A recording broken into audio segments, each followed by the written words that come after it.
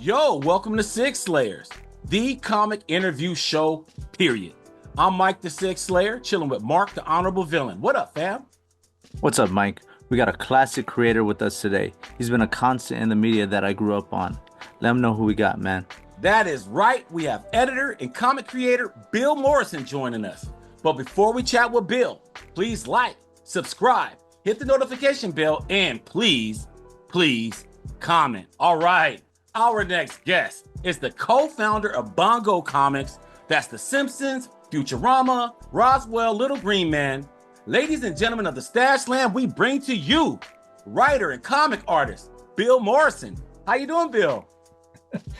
I'm good. Thanks, Mike. We're so excited to have you here, Bill. We're going to just dive right on in.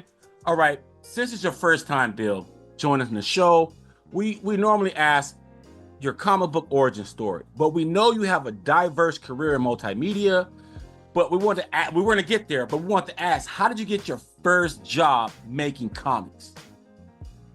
Well, I started as an illustrator, and as a kid, I always wanted to be a comic book artist, but my career kind of took a different track, and I got started a little late, and it kind of fell into my lap. I was already drawing The Simpsons for merchandise art, mostly, and advertising. I used to do the TV Guide ads and all the merchandise that came out in the early 90s.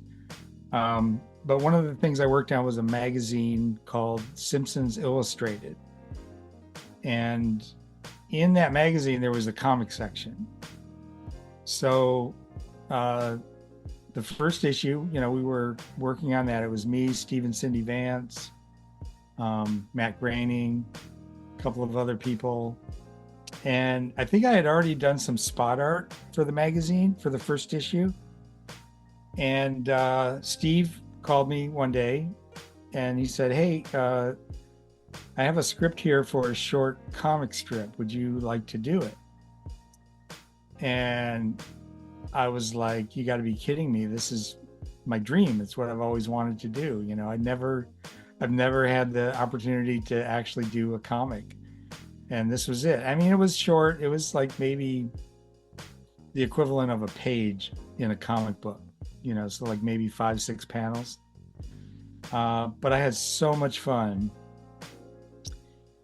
that I called Steve and I said, for issue 2, do you have another script? I mean, could you consider me? Because I really enjoyed doing this and I'd like to do more. And Steve said, "Well, we're actually kind of behind on issue 2 and nobody's had time to write anything. So if you want to write something, then you can also draw it." And I kind of calmly and very coolly agreed and hung up the phone. And then I just melted down. I was like, oh my God, what did I just agree to do? I was perfectly fine following a script, but I had never written a script and, much less come up with a story. And so I started thinking, okay, what can I, I've already agreed to this. What can I do that would be an interesting story for The Simpsons? And I thought about just stuff that happened to me as a kid, like when I was Bart's age. And, thought about a few ideas and settled on one. And I pitched it. They said, "That sounds good." I wrote it. I didn't know how to type back then. So I had my wife type it for me. And so I didn't look too much like an idiot. And I turned it in and they liked it. Matt kind of rewrote the punchline a little bit. But other than that, he said, "This is great. Do another one for issue 3. And then do one for issue 4. And then the stories got longer. Like the first one was just a half a page. And then after that, it was a full page, and then 2 pages, and then 5. So every issue, the comic section got bigger. And then at the end of the first year, we did an annual, and the annual was a 3D issue. And that was really fun. I wrote and drew a 3D comic strip that had all this stuff exploding out of the panels, so it would look really cool with the 3D glasses. And then when we were starting to get ready to come out with the second annual, so we'd been doing this almost 2 years now, Matt and Steve were trying to figure out, well, what can we do that's kind of special, so it's not just a regular issue, it's got like a hook to it. And we were having so much fun at that point doing the comics that somebody said, let's just do an all comics issue. And so that's what we did. And we actually made it comic book size instead of magazine size. So that was the first Simpsons comic book. We called it Simpsons Comics and Stories rather than Simpsons Illustrated Annual. I think because people might have been confused by that, like in a comic shop, if they didn't know the magazine and suddenly they saw the first Simpsons comic book, but it says Simpsons Illustrated Annual #1 or Annual #2. Right. People would be like, what did I miss? So it got renamed Simpsons Comics and Stories. That came out, it sold like crazy.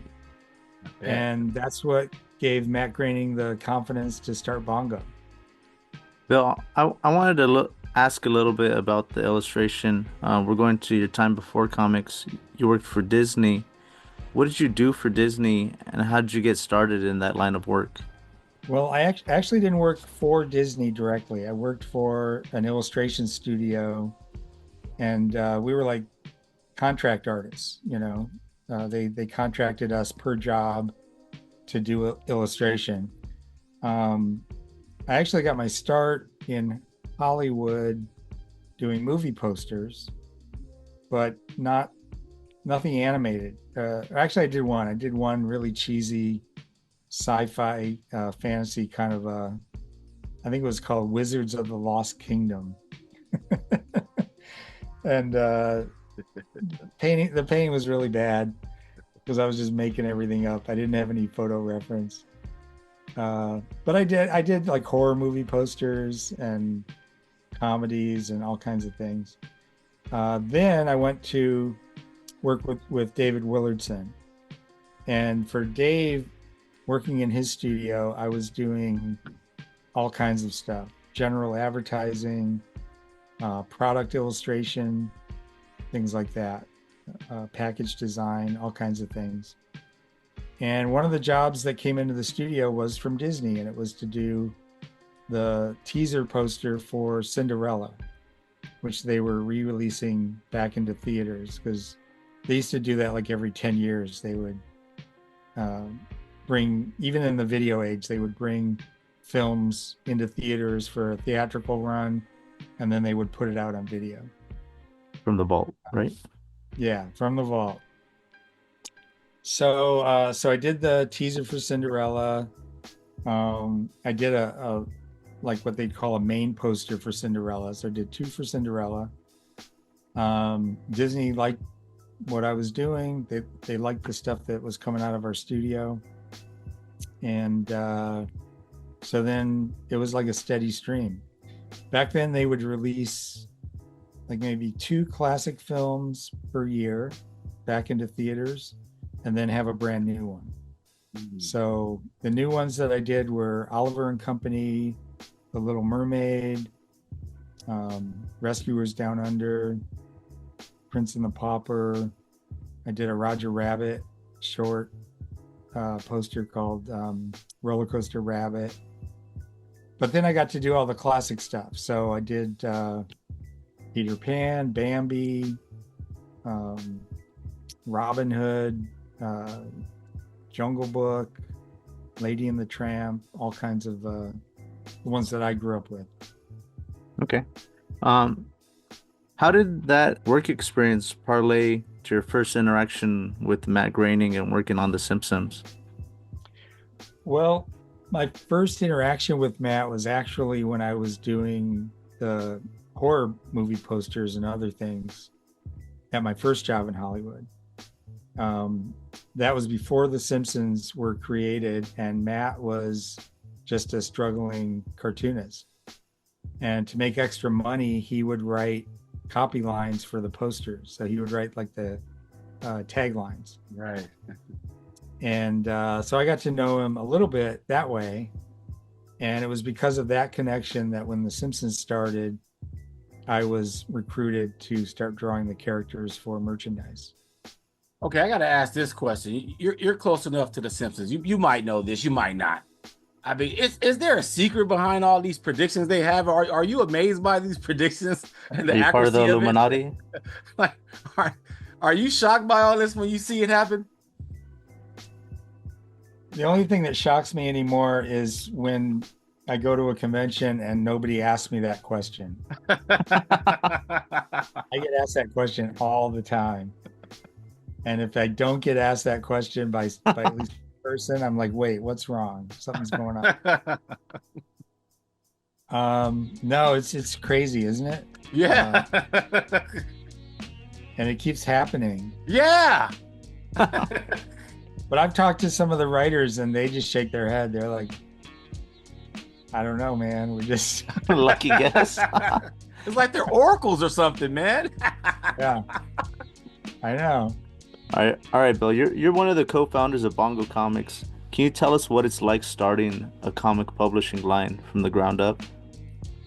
It was amazing. I remember Matt after that Simpsons Comics and Stories came out, and Matt started seeing the sales figures, and he got us all together and he said, "How would you guys like to start a comic book company?" And I mean, nobody ever gets asked that question. That's like, how many comic book publishers have there ever been? There were quite a few in the 40s and the 50s, but then like by the 60s, you had like maybe 5 or 6. Right. Yeah. And then you had kind of a proliferation of them in the 90s, but still, in the grand scheme of publishing, there haven't been that many comic book publishers. So for somebody to ask you that question, how would you like to start a comic book company, and like being on the ground floor, that alone was just incredible. But then actually doing it, kind of the cool thing about Bongo, or one of the cool things, was that none of us had ever really worked for another company. Like we hadn't been comic book artists or writers or editors for somebody else, for Marvel or for DC or whoever. I think maybe Steve Vance might have written a random story or two for another publisher, but I can't even be sure of that. So we were all just kind of like figuring it out and making it up as we went along. So we didn't have any preconceived idea of how it should be done. So I think for that reason, we became sort of a unique publisher. We were very artist and writer friendly, very creator friendly, because we were all creators ourselves. We were all writers and artists. So we didn't have like how some publishers, they'll hire an editor and the editor's never really written or drawn anything. They're just good at kind of keeping all the balls up in the air at the same time. They're good at getting on the phone and yelling at artists and writers and, getting the product, getting it done. But we were sympathetic and we were, we listened to artists and writers' needs. And if they wanted to do something a certain way, we were flexible and amenable to it. So I still, to this day, I hear from people who work for us, freelancers who have said, you guys were the greatest. Bongo was the greatest company to work for, because you understood us. You understood what creators go through. Speaking of creators and creations, where did the idea for Roswell Little Green Man come from? Well, when we we were like maybe about a year into Bongo, and Matt was talking about expanding the company, and to me and a few other people, he said, if you come up with an idea for something that fits the company,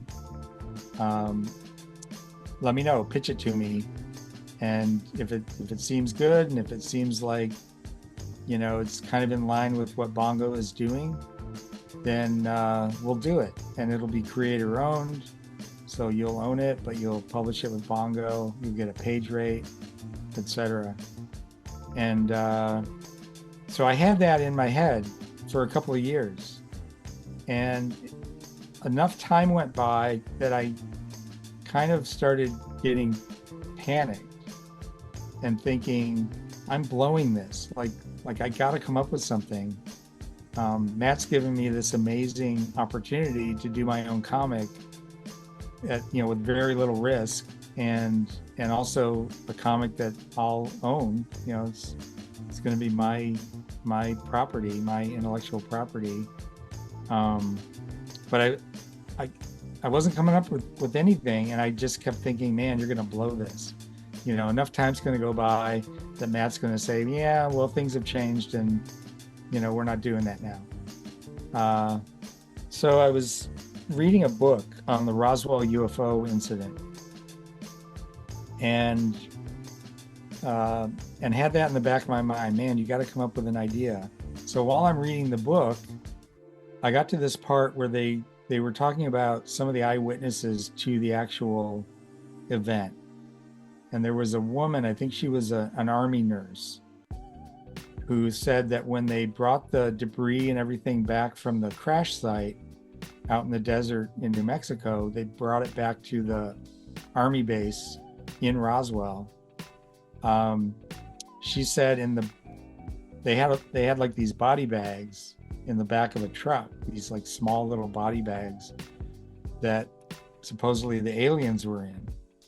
And she said one of them was alive. She saw it moving. And that stuck with me. I was like, wow, that's amazing. I mean, that would freak me out for one thing. But the fact that there's like the idea that there might have been a crashed saucer from outer space and these, dead bodies of aliens in the back of an army truck, but suddenly one of them's alive. That's a story. Like there's something there. And that's what made me start thinking about Roswell. I thought, what if there was an alien who survived the crash, and what if he escaped and got out of that truck, and what if he found some friends who, agreed to help him get back to his home planet? And one thing just leads to another. One idea, once you go down that road, the ideas just kind of start flowing. I wasn't conscious of it initially. It wasn't until after I'd done my initial run of Roswell comics that I realized, even though I was inspired by this UFO myth or legend, that happened in 1947, I was also obviously influenced by The Wizard of Oz. And I started realizing Roswell's kind of like Dorothy. Like he's in this weird land that he doesn't understand, this planet Earth. It's so different from where he's from. And he meets these friends who kind of embrace him and dedicate themselves to helping him get back home. And that's what, obviously that's what The Wizard of Oz is about. And I saw that movie so much growing up as a kid. And I remember just one day thinking about, I think I rewatched The Wizard of Oz after not having seen it for a while. And I was like, oh my God, I totally ripped off this movie. Bill, I want to ask about the evolution of your career. So you started out in promotional art and then going to comics. And then I wanted to ask about your work in the animation department, specifically for Futurama. Can you tell us about the evolution? Yeah, well, like I mentioned, I was doing merchandise art primarily for The Simpsons, plus promotional stuff, plus advertising. And then the reason I did so much in publishing is because Matt Groening retained all the publishing rights to The Simpsons and Futurama when he made his deal with Fox. A lot of people don't know that. So when he started Bongo, he was able to do that without any involvement at all from Fox.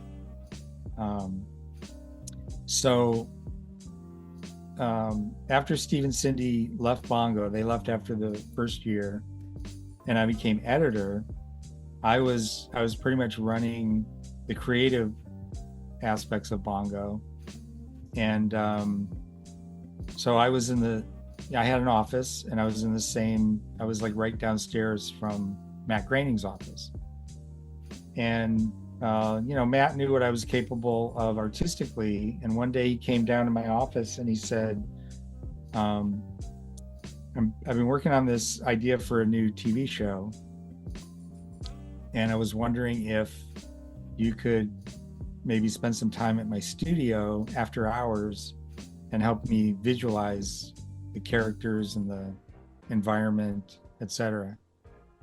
And I said, yeah, I would love to do that. So I started after hours at Bongo. Matt's studio was like 2 blocks away. So I would walk over to his studio and then spend, 2 or 3 hours every night for a couple of weeks just working on, actually it was more than that. It was probably a couple of months. Just working on trying to develop the look of what became Futurama. And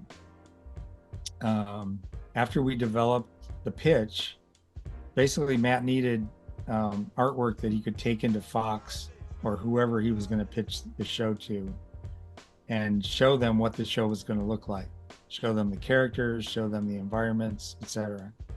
So myself and a woman named Millie Smythe, who's the one that recruited me initially to work on The Simpsons. I met Millie back when I was at my first job in Hollywood doing the movie posters, and she was friends with Matt, so that's where that connection was. And anyway, Millie was there, me, one of the Simpsons character designers, a guy by the name of Dale Hendrickson, a really talented guy. He was working on designs, and then also Dave Cooper up in Canada. So he was doing stuff remotely. So it was basically 4 artists plus Matt. And Matt would give us like a couple of sentences or a paragraph about a character. And then we would go off and kind of write, or not write, but draw what we thought that character might look like. And then we would throw it back to Matt, and Matt would usually go, I don't know, that's not really what I was thinking, but I kind of like the hair. I like what you did there with the hair, so let's do a riff on that. And then he would do a drawing and then throw it back to us. And eventually we came up with the designs of all the characters.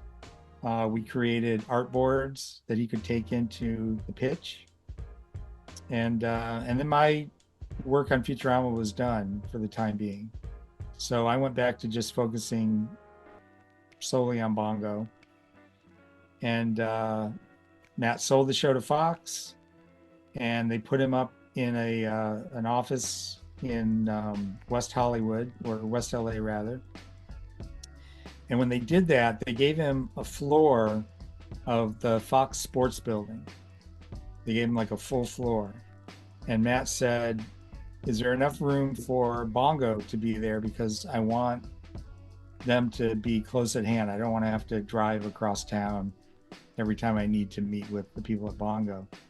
And Fox accommodated him. And so suddenly we moved into that space. So while they were working on the pilot, the producers, knowing that I had worked on the development of the show, kept coming down to my office to get me to draw stuff for them. Yeah. So whenever Rough Draft, who they had brought on board to animate the show, Rough Draft Studios, whenever they were too busy or maybe they were taking a crack at some designs that weren't really working, they would come down to my office and say, Bill, can you take a shot at this? Or can you give us, we need like 20 spaceships. So can you just draw a bunch of spaceships that'll just be flying around in the background in shots and stuff like that? So I did, and it got to be a lot. It got to be like an everyday thing where I was working on Futurama and working on Bongo. And one day I was just like, you know what? I kind of feel like I need to be official. Like I'm really working on the pilot episode, but I'm not officially working on it. So I went down to one of the producers and I basically said that. I said, I'm doing a lot on the show and I kind of feel like I should be compensated, and also I should have a credit. And they agreed. They said, yeah, you're right. So he gave me the title of art director, and I worked on the first 4 seasons of the show in that capacity. A couple process questions real quick, Bill. First, from the comic standpoint, because you mentioned you always wanted to create comics even since you were young. You got your opportunity later in your career. And so we ask these questions to artists. And so just to get a glimpse of how you're looking at a page. And so walk us through your steps of just laying out a page, creating a page. It could be any kind of page. Is there a certain formula you follow? Well, if I'm writing as well as drawing, I'll write an outline. And I generally have a sense for how much story I think is going to fit into one issue. So I'll write that outline, and then I start breaking it down into pages. So I'll take like a red marker and I'll just go through the paragraphs that I've written, and I'll go, okay, this happens, that seems like one page. So I'll draw a line. And then I'll go, okay, another couple of things happen. That seems like that would fit into another page. That's page 2. And I do that all the way through the outline. Sometimes I get to the end and I'm like, oh, I've only got 16 pages here. So that gives me room to, do more on a page. And then I go back and start the process over, knowing that I can now put more on the page because I don't have really maybe as much story as I thought I did. So I can just kind of give it room to breathe and expand it. Sometimes I get over my page count. Like I get to the end and I'm like, shoot, I've got 27 pages here and I only have 21. That's all, that's all the pages I've got to work with. So then I have to start boiling things down and editing and cutting things in the outline to make it all fit.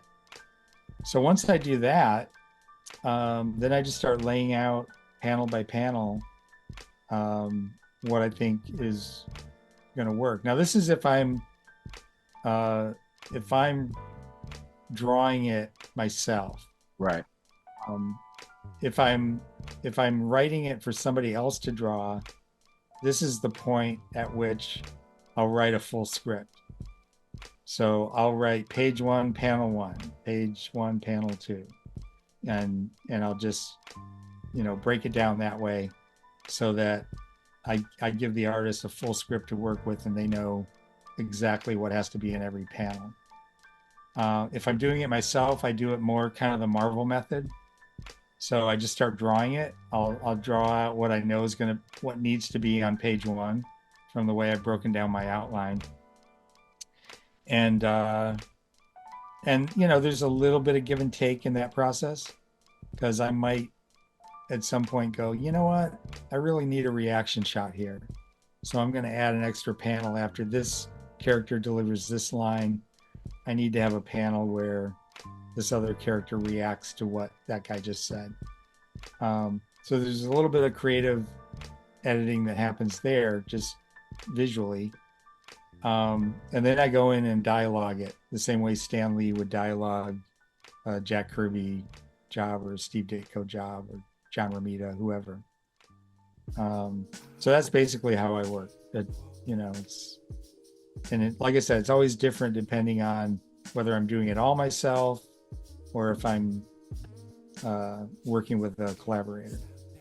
Okay, so now another process question, because you're also a character designer, and we never asked this question before to any of our guests who happen to create characters as well.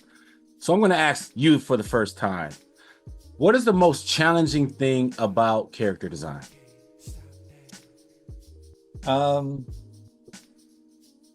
I think the most challenging thing is to come up with a memorable character, a character that's not just kind of vanilla, kind of generic.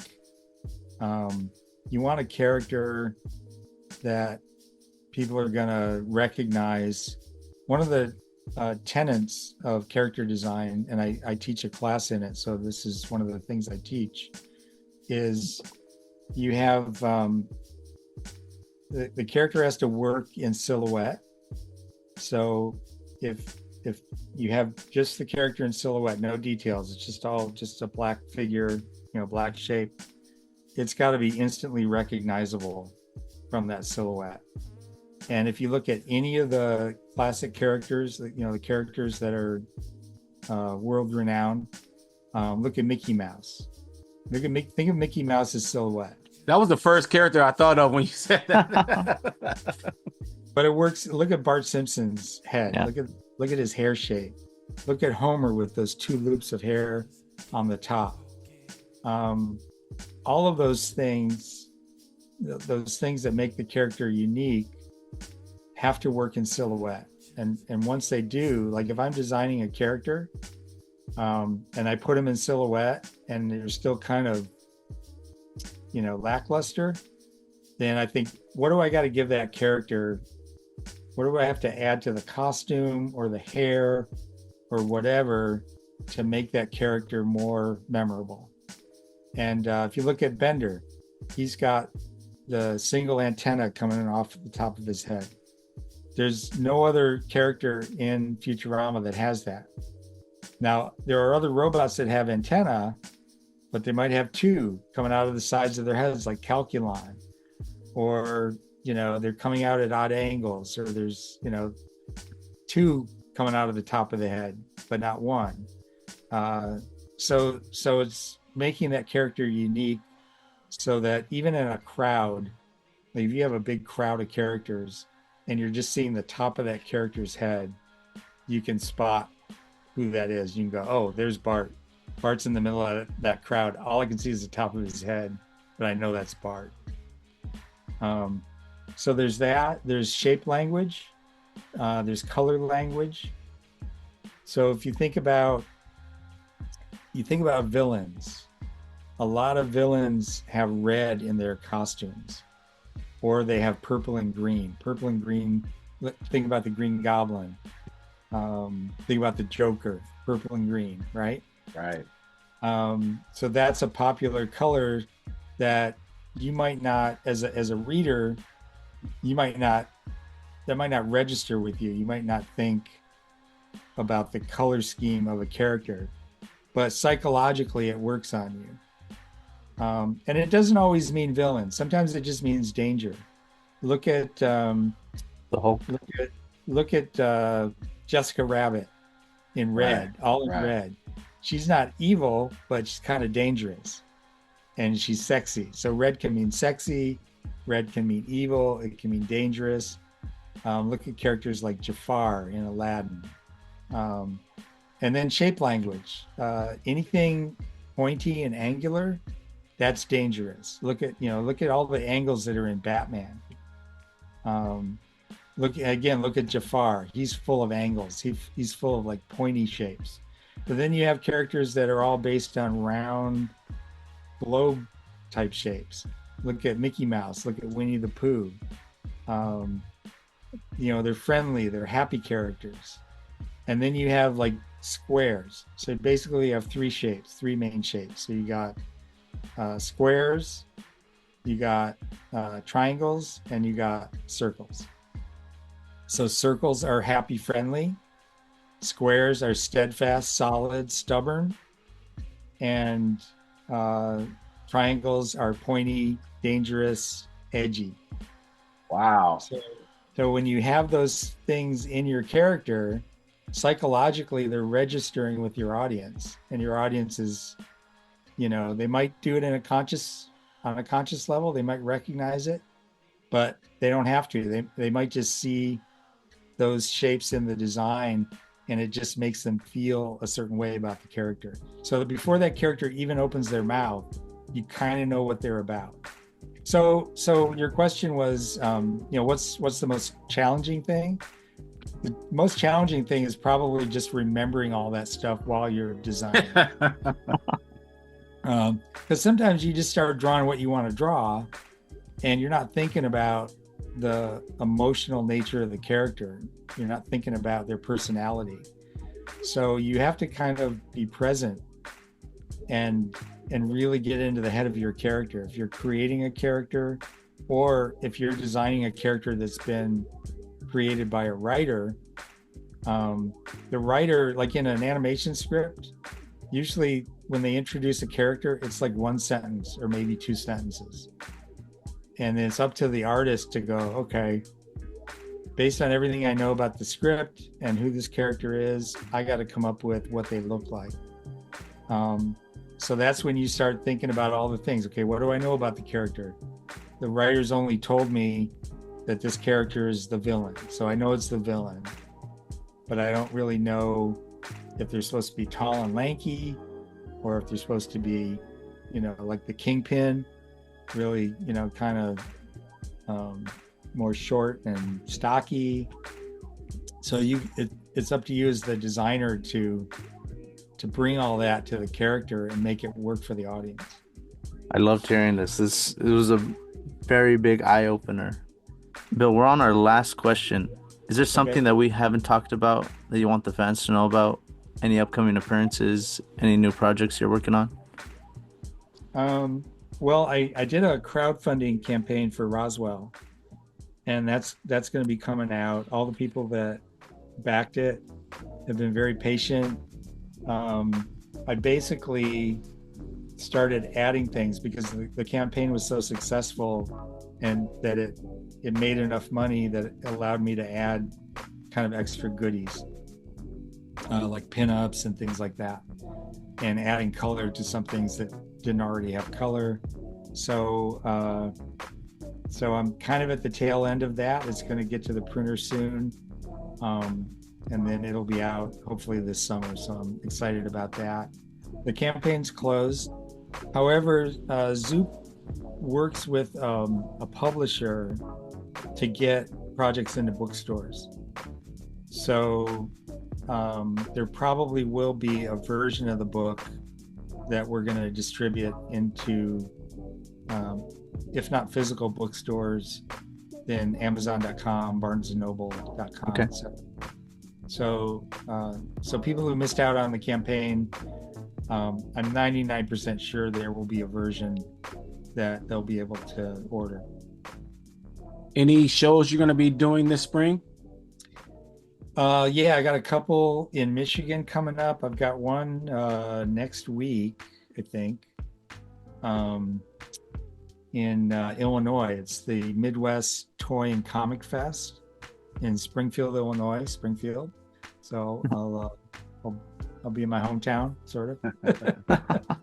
Wait, San Diego Comic-Con this summer. Okay, we'll see you there. Yeah, so there's quite a few. I'm gonna post on my Facebook page and Instagram what my schedule is coming up. So if people want to check those out, it's Bill Morrison Atomic Battery Studios on Facebook, and on Instagram it's at Atomic Battery. And I'm also on Blue Sky now, so you can find me there. Okay. well, Bill, thank you for joining us. This was such a treat, man. Getting all of the science behind character creation, I thought that was awesome, very fascinating. Just know you always have a home here on the Sig Slayers station. Well, thanks, guys. I appreciate it, Mike and Mark. Well, that's all for our show. If you like what you see, please subscribe and hit the like button. This is Sig Slayers. I'm Mike, speaking for Mark and Bill Morrison. We are out. Peace. Sig Slayers.